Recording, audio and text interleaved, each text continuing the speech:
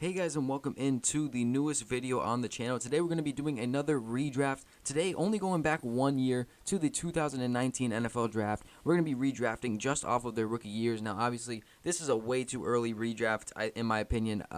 This is just one of those things where a lot of guys don't take their stride first year. It takes them a year or 2 or 3 years even sometimes. And there's some guys who have their best year in their rookie seasons. It's a very different dynamic. But just for the fun of it, it's just a video, so why not make it? We're just going to be doing the 2019 NFL redraft. If you did miss yesterday's rebuild of the Miami Dolphins, the first realistic rebuild on the channel, please go check that one out. That one was a really fun one to do. I'm going to be doing another one, probably recording another one tonight. We'll see which team that is actually going to be. And then also, if you missed out on a couple of days ago when we did virtual reality football, that was super fun as well. So check out those videos as well. And let me know what you think about this one.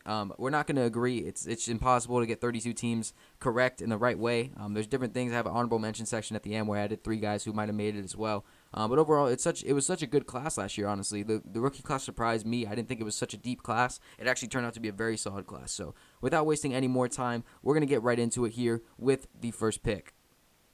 Now with the first selection, the Cardinals are sticking put and selecting Kyler Murray out of Oklahoma with the first selection.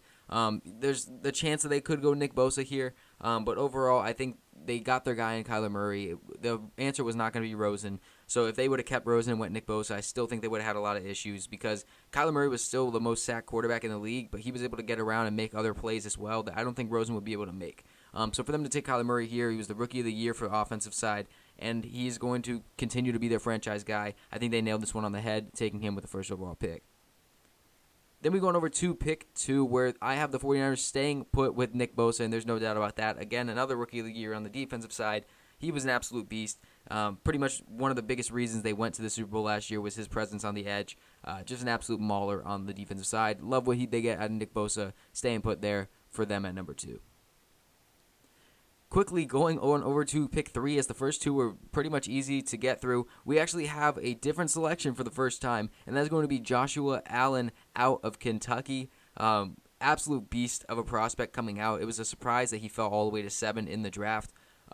It was kind of a team needs-based kind of selection. He could have went to New York, he could have went to Tampa, but a lot of teams those teams had different needs, and those get addressed. But Josh Allen proved to be a beast. He went to the Pro Bowl. I mean, he was an absolute monster. I mean, this guy, he's exactly what we thought he was going to be out of Kentucky. He's an absolute beast off the edge. He's going to have a long career, hopefully in Jacksonville, although it seems like no one wants to play in Jacksonville right now. But he is going to be instead going up to New Jersey and playing for the New York Jets, where they desperately need an edge rusher. They've been trying so long to get someone off the edge. They ended up going D-tackle, and it just showed that they needed an edge rusher more than ever. So getting Josh Allen will really help them out here. Now with the number 4 overall pick, I have the Raiders still getting Josh Jacobs, but having to get him all the way up at pick 4. Now this guy was arguably the Rookie of the Year candidate. I think that he would have won Offensive Rookie of the Year if he didn't get injured those last few weeks. But it was a very close race between him, A.J. Brown, and Kyler Murray. Not when you look at the voting, Kyler Murray kind of ran away with it, but overall, Josh Jacobs was an absolute beast, so he would be a top 10 selection in this draft. And I think that if the Raiders still wanted a running back, which they needed, Josh Jacobs would still be that pick, and that's going to be all the way up at pick 4. It's a big jump for them to have to take. They're not going to end up getting Clelin Ferrell, which I don't know if they're completely upset about due to his production, foresighting the future. But at the time, Josh Jacobs, if we knew what he would be in that first year, he would be the selection here at pick 4 for the Raiders, staying in Oakland, moving to Las Vegas this year. But overall, he's going to Oakland for this first year. Going over to pick 5, I have them still selecting Devin White, them being the Tampa Bay Buccaneers. He didn't do anything to lose his slot. I mean, could he have done a little bit more being the number 5 over pick? Yes. But was he a very productive rookie? I agree. I think so. It's really what he was able to do on the field, his presence on the field, and just showing the potential that he has on the field as well. That's going to prove to be wonders for him. Devin White is going to be able to lead that defense for years with Tom Brady on the offense as well. He's going to be that leader on the defensive side this upcoming season. When you look at the Buccaneers, what they're going to do this year, but at the time of the selection in this redraft, they'd be taking him to hopefully help some defensive help, so that way Jameis can throw to Evans and Godwin and make what they can do. So Devin White's still the selection, still a very good pick. I think this is a very good one for them. Same with the New York Giants. They are actually going to sit pretty here and select Daniel Jones with the number 6 pick, a pick that got a lot of flack from the media and from a lot of Giants fans, not me. but a lot of Giants fans who really weren't able to study the guy. And it was understandable. He didn't really have the most statistically productive career at Duke. It was really what lies in the tape when you watch his footwork, when you watch the balls that were dropped and popped up for interceptions and etc. in college. So when you look at what he did in his rookie year, 24, 25 touchdowns? He did very well. He was close to Baker's rookie record. If he would have played those first 2 weeks, I think he would have broke Baker's rookie record. Obviously, Baker didn't play those first few weeks, so Baker has that edge on him. But Daniel Jones showed a lot of promise. A lot of his season was dealing with the offense being injured. Evan Ingram barely played. Golden Tate was suspended. Darius Slayton missed a few weeks. Shepard missed most of the season as well. Even on the offensive line, there was injuries. So it was a big loss for even Saquon. Saquon Barkley, I couldn't forget him, missed a lot of injuries. So for what he was able to do in his rookie season with pretty much a rotating offense, it was very, very good. When you watch the tapes of especially his best games, you see where he was comfortable and where he's going to grow. So as a franchise quarterback, the Giants pretty much nailed this one on the head at number 6. I don't see a reason that they would go anywhere else other than Daniel Jones here. Going to the number 7 overall pick, A.J. Brown makes a steep jump and becomes the number one receiver off the board here instead of Josh Allen, because Josh Allen was taken at pick 3 to the Jets. The Jags, when you look at it, they took an edge rusher because, Josh Allen was the best on the board. Was it a necessity? Not entirely. It is now, but, when you go into it, they still had Calais Campbell, they still had Ngakoue, they still had Fowler, or maybe they didn't have Fowler, actually. But the point is that wide receiver going into the season was a big hole. When you look at what they had, DJ Chark was not DJ Chark yet. They were ready to run with him because he was a second-year guy, but he was not that. They were banking on Keelan Cole and D.D. Westbrook pretty much. So they definitely could use a big upgrade there. And getting A.J. Brown, who I think was the best receiver in the class last season, is going to be a huge upgrade for them. They get their franchise receiver at the outside, and Nick Foles will be able to throw to him right away.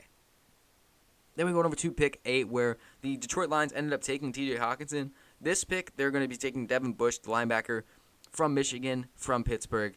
This guy was an absolute speed demon in the linebacker position. He was a productive machine for the Steelers. He was a reason that they were pretty much still in playoff contention, even without Big Ben, and the poor offense that they had at a lot of the time. So when you look at the Lions, linebacker play has been a must for them. Interior defensive line could have been a pick here as well. Like Kenan Williams is still on the board. But when you look at what they need, what they still had Snacks Harrison in the middle as well, and Ashawn Robinson. So Devin Bush would definitely help out that linebacker core a lot. He would have been a franchise piece, no doubt. So I pick 8. Yes, T.J. Hockenson is still a great player, just not worth the top 10 pick. He's around a first-round grade, though. But you look at what they can get from Devin Bush, and they would love the pick. Going over to pick 9, I see no reason why Ed Oliver is not the defensive tackle taken off the board here for Buffalo over Kenan Williams. Kenan Williams had a good season, but it wasn't the most productive season. But when you look at what Ed Oliver did, he really was a driving force on that defense for the Bills. Really beast up for presence on the defensive line. He was one of my best tackles going into the draft last year. One of my best defensive players. I thought he would sneak in to the top 10, and he did end up going 9. And I think that that's a very solid pick for him. So Ed Oliver going to the Bills here. Once again, I think it's a match made in heaven for them. They're going to keep on going to what they've built on this last season. Going on over to pick 10, where the Broncos actually traded down from this one. They traded with the Pittsburgh Steelers, where Pittsburgh ended up taking Devin Bush. But they're going to sit here and get their franchise quarterback that they snapped in the second round, and that is going to be Drew Lock. Elway has praised Lock so often. When Lock came in towards the end of the year, he played very, very well. Had a lot of promise on his games, and when you look at what he was able to do, even outside of the games, he was definitely gaining the traction of his teammates. He was definitely gaining media attention. He was definitely filling the spot that they want him to fill. So going into this season, the 2020 season, he looks like he's going to be a very solid starting quarterback, especially with the weapons they have. But going into the 2019 season, they needed a quarterback. They're ending up snapping Drew Lock, pick 10. Going on over to pick 11, I have the Bengals actually staying here with Jonah Williams. The Bengals weren't going to be a real threat going into last season because of injuries with A.J. Green were still a thing. Just different question marks all around. So they need an offensive lineman. I think this is still the right pick. There's nothing wrong with Jonah Williams' game. He unfortunately missed a lot of time due to injury. Maybe in this weird redraft universe, he doesn't get that injury and he plays well his rookie year. Maybe he plays horrible and he's not in this redraft later on. But at this time, they have to get offensive line help. That's pretty much their biggest need on their team, especially at this point before the season. I feel like there's no need more to address. And yes, you could go for a offensive tackle or an interior lineman other than Jonah Williams, but I think Jonah Williams is still going to be worth the pick. I'd have him going here still at pick 11. Going over to pick 12, where the Green Bay Packers originally took Rashawn Gary, who ended up just kind of falling down because of the Smith brothers on the edge. They're going to get somebody who can make an impact right away, and that is D.K. Metcalf out of Ole Miss. Ole Miss receivers are the number 1 and number 2 off the board here in this redraft, as it seemed like they should have been going into last year, in my opinion. Hollywood Brown was definitely up there as well, but I loved A.J. Brown. I loved Metcalf. I thought they were both first-round grades as well. But when you look at what D.K. Metcalf can do, he can take the top off the defense. When you have a route runner like a Devontae Adams, and when you have other guys around him that are just depth pieces that you can run with, which is Geronimo Allison at the time, Alan Lazard, as well as Valdez-Scantling, this is a very solid receiving core you're going to have. And when you have D.K. Metcalf, who's able to take the top off, Devontae Adams breaking people down, Aaron Jones in the backfield, I mean, this is a super solid offense to have, especially coming into this 2019 season where they were one game away from the Super Bowl at the end of the season. So maybe DK Metcalf would have been that spark that would have gotten him over the hump. We don't know that for sure, but I think it was worth the shot. DK Metcalf is the pick here at pick 12. Now at pick 13, the Miami Dolphins are going to end up passing on Christian Wilkins, who didn't have the most productive rookie season, but they are going to end up selecting Brian Burns out of Florida State. I almost said out of Miami. Out of Florida State. Miami desperately needs an edge rusher. They need a lot of things going into last year, but getting Brian Burns is going to help them on the edge a lot. He was one of the best players. I think he's the best player available kind of pick. So for him to be here at 13, for them to be able to snag him here is a very solid pick. Now at pick 14, he finally falls off the board. Quinnen Williams is off. I mean, when you look at what he did in Alabama, he was a beast. When you look at what he did in the NFL, he was still a very good player. It's just he wasn't put in a position to succeed. This Jets team was very underperforming due to the Sam Darnold mono and the Simeon injury, and just everything was happening bad. But instead of taking Chris Lindstrom here, who he played well when he was healthy, which was only towards the end of the year, I think they need to address a starting position right away, and defensive line has always been that. So for them to get Quinnen Williams there with Jarrett, with Takk McKinley on the edge as well, I mean, they have a lot of weapons on that defense side. They never really had a set piece. So for Quinnen Williams to add to that defensive line, I think it's going to be a very big pick for them. That is a huge pick from falling to 3. From 3 to 14, I think it's a solid pick for them. Now at pick 15, instead of taking Dwayne Haskins, the Redskins are going to go for a quarterback who lit up the world as soon as he stepped on the field, and that is Gardner Minshew. I mean, the old Washington State prospect went into Jacksonville right after the Foles injury and just became an absolute legend in the world. So for him to take the reins over from Case Keenum and Alex Smith in Washington, I think he would run away with a starting job, and they wouldn't be thinking about maybe getting a Cam Newton later on the season, or what are they going to draft? They traded for Kyle Allen. This has been a quarterback carousel since last season. Haskins simply just was not the answer, especially last season. There's a chance he progresses into one, yes, but not worth the number 15 selection, especially over a lot of this other talent. They get a quarterback who for sure is going to be able to start games and do it well in Gardner Minshew, and they're going to run away with that pick.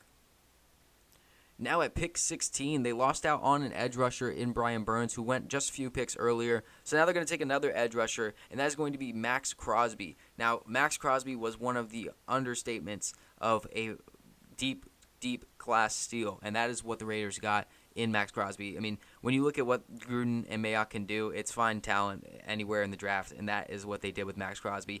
And when you look at compared to what he did to Clelin Ferrell, who was on the other side, he outperformed him substantially. I mean, he was a very much better edge rusher than what they got from Ferrell. Ferrell still had some solid games. He showed flashes, but Maxx Crosby definitely outshined him. And that's why he's going to go all the way from a deeper prospect into the first round, mid-first round, and go to a team who needs an edge rusher without getting Brian Burns, and they end up getting another one in Maxx Crosby. So not a big drop-off for the Panthers. They're going to be okay with Maxx Crosby on their D-line. Now, his running mate, Clelin Ferrell, is actually coming off the board at pick 17. This is about where I thought Ferrell would go in the actual draft last year. The reach was insane for them to get him earlier, but Ferrell still ends up getting off the board here for the New York Giants, who originally took Dexter Lawrence here. Now, Dexter Lawrence was an absolute beast for the Giants, but when you look at what they had on the roster, Dalvin Tomlinson and B.J. Hill could still run down the defensive tackle position, as well as add Ferrell and Golden, obviously, on the other side, would have been a much more solid defensive tackle tandem, in my opinion, especially even when you look forward on. If they were to still make that Leonard Williams trade, it would fit a lot more with Leonard Williams and Dalvin Tomlinson there, with Ferrell and Golden on the edges. I think that would fit the team a lot better. I think it would make it a lot better as well. This is just a better fit than what Dexter Lawrence was, even though Dexter Lawrence, I think, is an amazing prospect, an amazing player last year. This is just going to fit the team a little bit better than what Dexter Lawrence could do. I thought about giving him Dexter Lawrence again, but like I said, I think it just fits it just a slight little bit better, so Ferrell is going to be the pick here. Garrett Bradbury is going to be the selection at pick 18. Not much more to say about it. They needed offensive line help. They actually got a very good pick here at pick 18 with Garrett Bradbury. The Vikings, once again, like I said, needed offensive line help. There's nothing else on their team that they needed more than offensive line help. They get that in Bradbury. Solid pick for them. He's looking like their center for the long-term future. Going on over to the Tennessee Titans, who originally took Jeffrey Simmons here at pick 19. I have them getting Dexter Lawrence. Now, this is a spot where they could have taken a receiver. There's a lot of good ones still on the board. You have Hollywood Brown, Terry McLaurin, Deebo Samuel, Darius Slayton. There's a lot of guys still on the board. And obviously, A.J. Brown's already off the board. But when you look at what they needed going into this, they took A.J. Brown in the second round. You know, this isn't a team that was like, okay, we need a receiver first round. We need a guy right here. No, and obviously a lot of teams weren't getting receivers first round, but comparatively, they still needed a defensive tackle. They knew that Jarrell Casey was pretty much done. They needed help on that defensive line, and I think that even though Simmons was decent when he was playing, he wasn't the worst, but if you would have got a guy like Dexter Lawrence who was able to plug the holes immensely for the Giants, he was able to pretty much stuff up the whole interior when he was on the field with his big frame. Getting him on that defensive line would have helped them a lot, possibly would have gotten them a little bit more over the hump than what they did. I mean, obviously they outperformed everybody's expectations last year with Tannehill, but Dexter Lawrence, I think, is a solid pick for them. Like I said, they could go receiver here, but overall, if they wanted defensive tackle last year, I don't see a reason they would change that opinion going into the draft again. So they wanted defensive tackle. I'm putting myself in their mindset back then. They wanted a defensive tackle, a defensive lineman. They're getting the best defensive tackle available on the board. Then we go over to pick 20, where I have the Pittsburgh Steelers selecting Deebo Samuel at pick 20. Now, originally they traded this pick with Denver to move up and select Devin Bush. Obviously, they don't have that anymore, and there's really not a linebacker that's worth pick 20. So they're going to end up taking a receiver. They needed receiver help. Obviously, they lost Antonio Brown. And now you're going to get that in Deebo Samuel, who was one of the main reasons the 49ers offense was able to get to the Super Bowl. When they weren't running the ball, they were pretty much throwing to Deebo Samuel and Emmanuel Sanders. But Sanders came in a little bit later, obviously. Samuel was pretty much carrying the offense a lot more than what a rookie should be, in my opinion. So he was doing a very good job for them all season. He had a very productive rookie season, and I think that is a very solid pick for the Steelers. I know Big Ben would be happy going into the season with Deebo Samuel. Now at pick 21, I actually do have Chris Lindstrom going off the board, who originally went a little bit earlier, but due to injuries, he wasn't able to play. But when he did play, they were really good. They won 4 games in his last, I think he played 5 games. They were 4-1, or maybe they only played 4 and they were 4-0. I know he had 4 wins in a certain amount of games. It was either 5 or 4. He was very productive when he was playing, and he was a good reason on why they had late-term success. But overall, he did have a lot of injury problems early on in his season. But when he was healthy, he looked great. So the Seahawks need that help on their offensive line. They've always needed help on the offensive line to help Russell Wilson. This is a solid pick for them. Originally, they traded this pick to Green Bay, who ended up taking Darnell Savage. They're going to sit pretty here and take Chris Lindstrom. Now at pick 22, Marquise Brown is still on the board, but I'm going to go for the more polished receiver, the more productive receiver, the healthier receiver in Terry McLaurin from the Washington Redskins out of Ohio State. I mean, this guy was, all-around good receiver for the Redskins. And as productive as he was, almost 1,000 yards and 7 touchdowns on the year, he was so close to having an even better year if the quarterback play was just solid. It was such a rotational thing. I mean, Cole McCoy played. Dwayne Haskins played, Case Keenum played, and they all underperformed. The offensive line was underperforming. The whole offense was underperforming. Every other receiver was underperforming. It was pretty much the Terry McLaurin show, and he was having to beat double coverage. He had to do everything because there really wasn't any other threat on the offensive side. So when you look at what Terry McLaurin is going to do with a team who has a solid offensive line, who has a quarterback play that is solid, he is going to be able to do a lot more. He's going to be able to produce a lot more, and he adds a little bit more dynamic of an offense, in my opinion. Obviously, you're going to be able to take the top off with Hollywood Brown's speed with that selection, but Terry McLaurin's more polished. He's still able to beat people deep, but he's got a lot better route running skills in my opinion. He's got better hands in my opinion. I think it's just more of a solid pick than what Hollywood Brown would be at this current moment in time, especially because he's also dealt with injuries in his rookie season. So there's a lot of mixed things going into this, but I think Terry McLaurin would have been a super solid pick here at pick 22. Now at pick 23, the Texans need offensive line help. They ended up going Tytus Howard originally, but they're going to take Jawaan Taylor out of Florida instead. He was on the field all year, and he was a very solid right tackle, especially with them getting Laremy Tunsil on the left side. Now they get Jawaan Taylor on the right side. That is a young tackle tandem to help protect Deshaun Watson so he can throw it to DeAndre Hopkins as many times as he can for the foreseeable future, because in this world, obviously, there's no trade that's happened yet. Maybe it doesn't happen if I don't know. We don't know what's going to happen in the real world, but this is you have to take yourself back a year. This is going to be Jawaan Taylor out of Florida.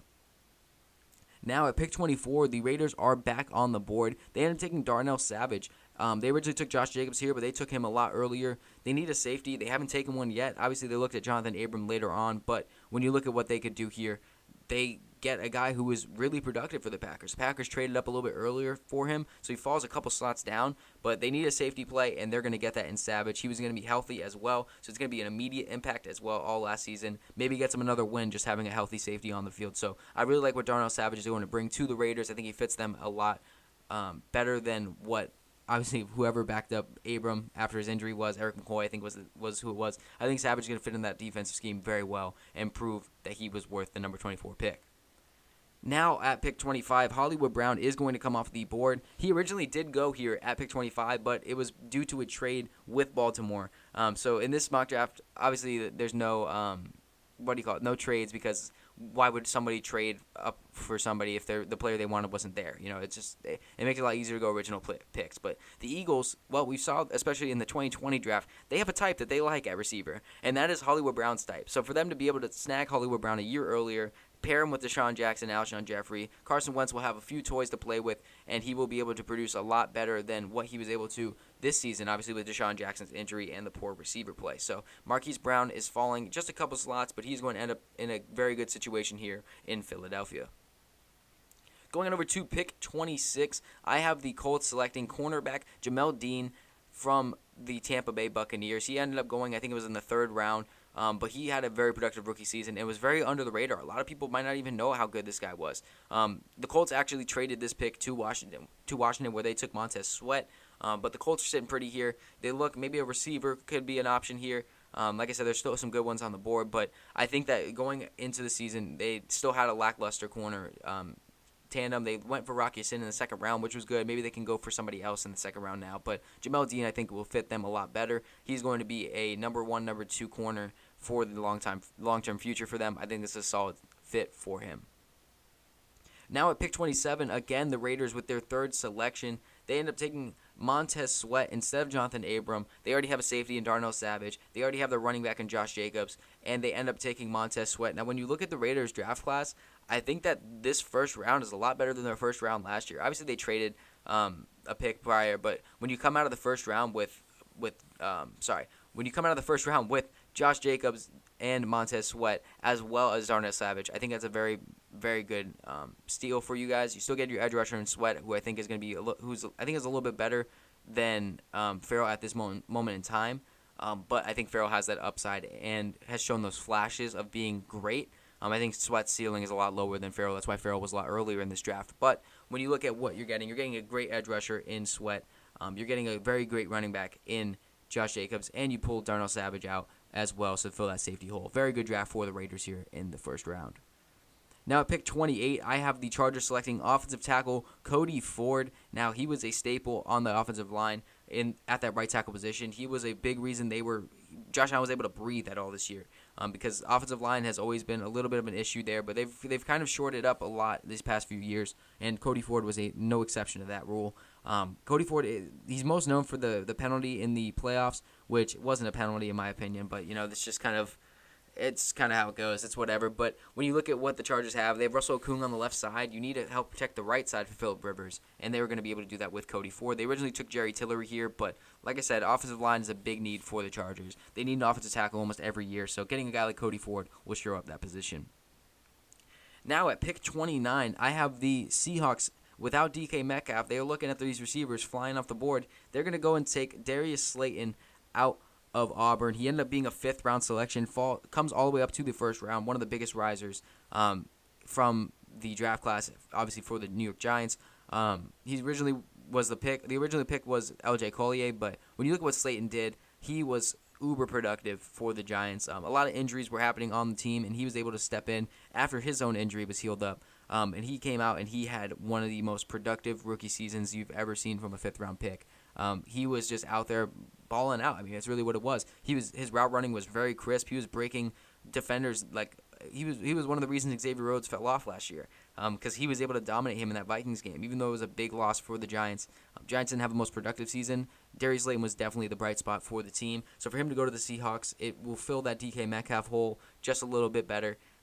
It doesn't really matter if you got Collier or not. You weren't going to play him, at least at this point in time. So you fill that receiver hole that Metcalf is going to leave, because obviously he's off the board. You need a receiver. You get Darius Slayton. I think that's a very solid pickup for the Seahawks.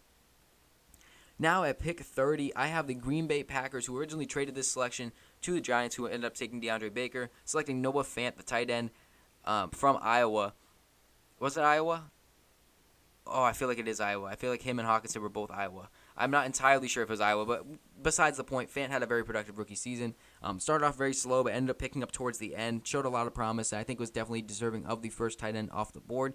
Like I said, a lot of receivers have come off the board. They could go for a guy like maybe a Mecole Hardman or a Deontay Johnson or somebody like that. But I think that when you go and you look at what the Packers have, you already got a receiver early on in the draft, and now you are able to get a tight end and fill that hole. You could go defense even as well. Obviously, you passed up on Rashawn Gary for DK Metcalf, but you look at Noah Fant. I mean, Noah Fant's going to fill that tight end position that they have had a big hole in for such a long time. I think Noah Fant is the perfect fit for this offense. Now at pick 31, I have the Rams taking Elgton Jenkins out of Green Bay's system and right into theirs. The offensive line was really poor last season for the Rams, a big reason why they fell off, a big reason why Gurley never was able to get it going after his injury. Originally, they traded this pick to Atlanta, who ended up selecting Caleb McGarry, but they need to keep this pick and take a center. And it could be Elgton Jenkins, it could be Eric McCoy. I have Elgton Jenkins just a little bit higher, so they're going to be able to get him, but just production at the offensive line position, what Jenkins is going to bring you. Any kind of help on this Rams interior offensive line would have helped last year. And then last but not least, at pick 32, the best fit for the New England Patriots, who ended up taking N'Keal Harry originally, is going to be T.J. Hockenson. Now, receiver is still a need, but that Gronk hole was so huge last year. They never threw to their tight ends. They never even really had a tight end on their team. So to get T.J. Hockenson here, address the wide receiver need in the second round maybe, and do a lot better with your later picks. But Hockenson would fill that Gronk role perfectly for them. He's a Gronk build as well. I think that Brady would have loved throwing to him. I think the offense just want to run a lot more smoother if they had Hockenson there. So nothing wrong with the N'Keal Harry pick. I think that he still has that upside to produce going into this season. But like I said, just off of the 2019 season, they could have used a tight end like T.J. Hockenson.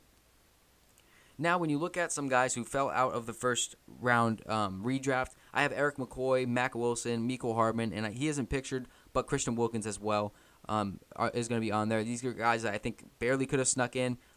It's just other guys were a little bit higher than them, but they were definitely deserving of it, just barely getting edged out over other players. But that is going to be it for me and for the 2019 NFL redraft. Let me know who your team picked in the original draft and who you would have them redrafted in your opinion in the comment section below. Of course, if you did enjoy the video, please leave a like on it and subscribe if you are new. It helps out a lot. We're going to be doing a lot of NFL content. We're going to have another realistic rebuild coming out probably tomorrow, so you're going to want to stay tuned for that. But overall, I mean, when you look at the 2019 redraft, these are so fun to do. We're not going to have the same ones, but I'd love to hear your whole redraft. So let me know what you think in the comment section below as well. And without further ado, that will be it for me. Like I said, if you did like the video, please do hit the like button. If you didn't, just refresh the page, check it out again. Let me know what you think the second time. And without further ado, that is going to be it for me. I'll see you guys in the next video.